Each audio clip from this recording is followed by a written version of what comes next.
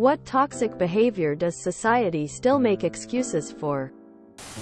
Looks like we are quickly returning to the "go to work even when you're sick" way of thinking. Overworking and lack of sleep.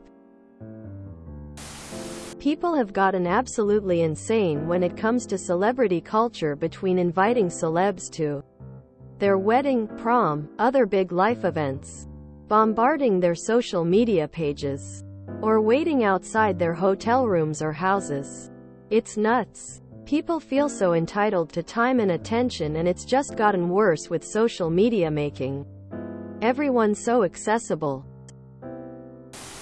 that family is allowed to not respect boundaries. It's something I see a lot, and often trying to set healthy boundaries with them makes them treat you like the bad guy. And media and society tends to promote this behavior as love, when it's often actually dysfunction. There's a difference between being close and taking care of your loved ones and being expected to give up reasonable rights to personal space or to self-sacrifice for them. Excusing bad behavior or toxic people because they're your family. That if you agree with a majority of people, you are correct. Hustle culture. You don't have to monetize every moment of your private life to make more money. You don't need a side gig or to start your own business or to turn your hobby into a job to be happy. It's actually really scary that so many people get drawn into this way of living and don't realize they're literally missing the living part of their lives. White-collar crime. And it often appears that the more money involved in the crime and/or fraud, the less likely commensurate repercussions will be brought. The consequences of big money financial fraud are widespread and significant. It ruins many lives and often leads to the death of innocents. Mistaking partners' possessiveness for love, caring. Gawking at mentally ill individuals making fools of themselves on podcasts and social media. Abuse of power by employers. Believing that being a parent is about power and control and not guidance. Using people as stepping stones for one's success. People treat the two-party system like teams in a football game. They excuse bad behavior from the side they support and do everything they can to make the other side look bad. Often they treat the two sides differently for the same behavior. It gets really bad during elections, where you can't even be critical of your own side when they're wrong without being accused of supporting the other side, or some other accusation in the extreme.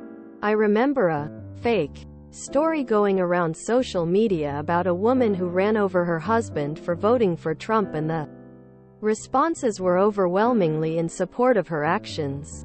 If that isn't toxic, I don't know what is. One thing that bothers me as a gay man is the idea that there's a right way to be gay. And a lot of people both within the community and outside it see that as internalized homophobia. It really bugs me that me liking rock music and not enjoying drag is seen as trying to distance myself from these things or being ashamed of my sexuality. It's like I can't just like what I like. I'm making a statement. I've had queer people make a point of humiliating me or act like I'm ashamed to the community because I don't like the right things. And plenty of straight, cis people either question my sexuality or act confused when I tell them I'm not into Lady Gaga or don't care about Drag Race. These things are fine for the people who like them. I wouldn't want to tell someone else they can't enjoy the music they like. But it feels like this is just seen as the default in a way it isn't for straight, cis people. And it just seems ludicrous to me. But a lot of people seem to genuinely think that me liking rock, metal music is some grand statement about how I'm not one of those gays, or that I need to get over myself and start listening to what they think I should like. Take drag for example. I totally appreciate the work drag queens have done and continue to do. for gay rights. They inspire people to live authentically and be themselves. But a lot of people seem to think that because I'm a gay guy who doesn't generally enjoy it. Apart from a few exceptions like Hedwig and the Angry Inch, Divine, Dame Edna, and Lily Savage, I'm not being authentic, or I'm somehow hiding myself. This weird culture where couples go behind each other's backs and snoop through their phones is really weird to me, especially when they get mad for not finding anything, or when asked to see their phone they get defensive. It's very childish emo, especially when it's 30-plus-year-olds doing it. Using your kids to shore up your own online presence, like posting photos and videos of them being pranked or embarrassed.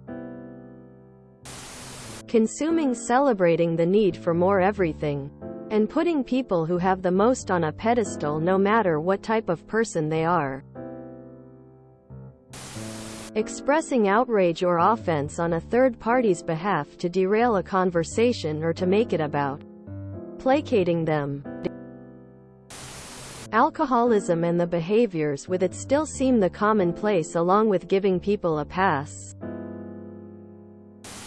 If you enjoyed this video, please check out our playlists full of similar content. Epicaricast is like doom scrolling for your ears. Please like, share, and subscribe.